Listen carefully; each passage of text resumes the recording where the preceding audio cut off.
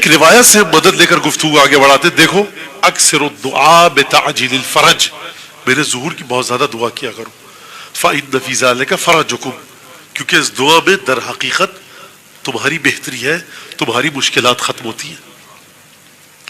دعا کر رہے ہیں آپ حضرت کے لیے، مشکلات آپ کی ختم ہو رہی ہیں. صدقہ دے رہے ہیں آپ حضرت کے لیے، مشکلات آپ کی ختم ہو رہی ہیں. دعا مانگ رہے ہیں آپ حضرت کے لیے، مشکلات آپ کی ختم ہو رہی ہیں. اگر یہ بات واضح ہو گئی تو اب یہاں سے میں گفتگو آغاز کر رہا ہوں اس سوال کا جواب دینے کے لیے کہ حضرت کو صدقے کی کیا ضرورت ہے. پہلی بات تو ہے کہ حضرت کو کسی چیز کی ضرورت نہیں ہے. جس ہستی کے لیے جنت بے چین ہے، جس ہستی کے لیے قیامت رکی ہوئی ہے، جس ہستی کے لیے اسرافیل منتظر ہے کہ کب آئے تو سور پھونکوں، اس ہستی کو میرے اور آپ کی دعاؤں کی کیا ضرورت ہے. اس کو سمجھنے کے لیے یہ سمجھیے کہ آپ کا صاحبان ایمان کا امام زمانہ سے تعلق کیا ہے. اس تعلق کو سمجھیے.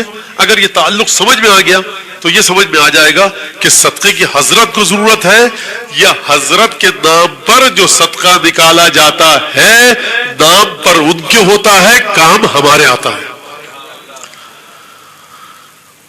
میں پڑھ چکا ہوں اس حدیث کو جو آج ابھی پڑھنے جا رہا ہوں. چھٹے امام امام جعفر صادق علیہ السلام فرماتے ہیں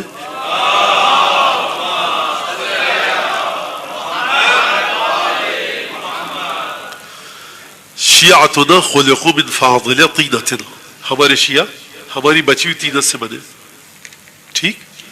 وہم ما یسوءنا ویسرہم ما یسرنا، جو چیز ہم کو تکلیف دیتی ہے وہ ان کو تکلیف دیتی ہے، جو ان کو تکلیف دیتی ہے وہ ہم کو تکلیف دیتی ہے، اور جو چیز ان کو خوش کرتی ہے وہ ہم کو خوش کرتی ہے. اور پھر امام نے فرمایا فَإِذَا أَرَادَهُمْ أَحَدٌ، جب کوئی تم میں سے فَإِذَا أَرَادَنَا أَحَدٌ مِّنْهُمْ، جب کوئی تم میں سے ہمارا ارادہ کرے ہمارے ساتھ بھلائی کرنے کا، ہمارے ساتھ خوبی کرنے کا، ہمارے ساتھ اچھائی کرنے کا، ہماری خدمت کرنے کا. خوب غور سے سنیے گا.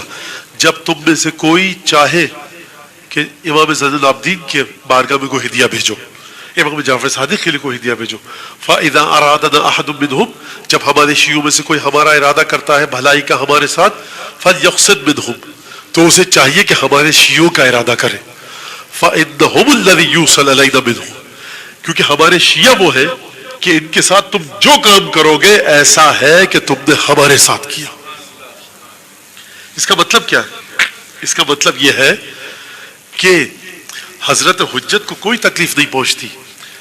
جب کسی حضرت کے چاہنے والے کو تکلیف پہنچتی ہے تو وہ تکلیف حضرت کو پہنچتی ہے. جب کوئی بچہ یتیم ہوتا ہے نا، اس کے گھر میں اگر صف ماتم بچتی ہے حضرت کا چاہنے والا تو امام زمانہ کی آنکھوں میں بھی آنسو آتے ہیں. جب کوئی چاہنے والی بیوہ ہوتی ہے تو اس کے گھر میں صف ماتم نہیں بچتی، حضرت حجت کی آنکھوں میں بھی آنسو آتے ہیں. اسی لیے فرمایا کیا تم یہ سمجھتے ہو کہ مہملین لمراعاتکم وناسین لذکرکم، کیا تم یہ سمجھتے ہو کہ ہم تمہیں بھول گئے ہیں، تمہارا خیال نہیں رکھ رہے؟ ہم تمہارا خیال بھی رکھ رہے ہیں، تمہارا ذکر بھی کرتے ہیں صبح شام اپنی دعاؤں میں. یہ جو حضرت کے شیعوں کو تکالیف پہنچتی ہے یہ حضرت کو پہنچتی ہے. عجیب امام ہے، عجیب امامت ہے حضرت حجت کی کہ دیکھیں فرما رہے مولا گویا کہ یہ فرما رہے کہ جو تمہاری تکلیف ہے وہ ہماری تکلیف ہے. یعنی یہ جو تم میرے لیے دعا مانگ رہے ہو نا کہ حضرت کو دائیں طرف سے کوئی تکلیف نہ پہنچے، بائیں طرف سے تکلیف نہ پہنچے، سامنے سے پیچھے سے اوپر سے نیچے سے حضرت حجت کے دل میں کوئی غم نہ آئے، تو دیکھو میرے دل میں جو غم ہے نا وہ تمہاری مشکلات کا غم ہے. اگر تم یہ دعا مانگو گے کہ میرے دل کو کوئی غم نہ آئے تو در حقیقت کہ تم اپنے لیے دعا مانگ رہے ہو کہ تمہیں کوئی غم نہ آئے. اچھا فرق کیا ہوگا اس کا؟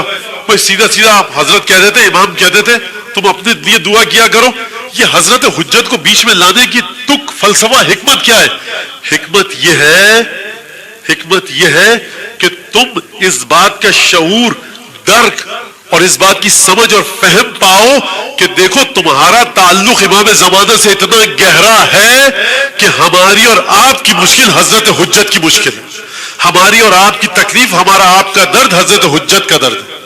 فَإِنَّهُمُ الَّذِي يُوصِلُ مِنْهُ إِلَيْنَا، یہ ہمارے شیعہ کہ جن کے ذریعے جو چیز پہنچتی ہے ہم تک پہنچتی ہے. شروع میں خود فرمایا امام نے، جو ان کو تکلیف دیتی ہے وہ ہم کو تکلیف دیتی ہے، جو ان کو خوش کرتی ہے وہ ہم کو خوش کرتی ہے. گویا آپ کی تمام تکالیف حضرت حجت کی تکالیف ہے. پروردگار صدقہ دے رہے ہیں، امام زمانہ کے دل کو کوئی ٹھیس نہ پہنچے. برحمتك يا أرحم الراحمين، وصلى الله على محمد وآله الطاهرين.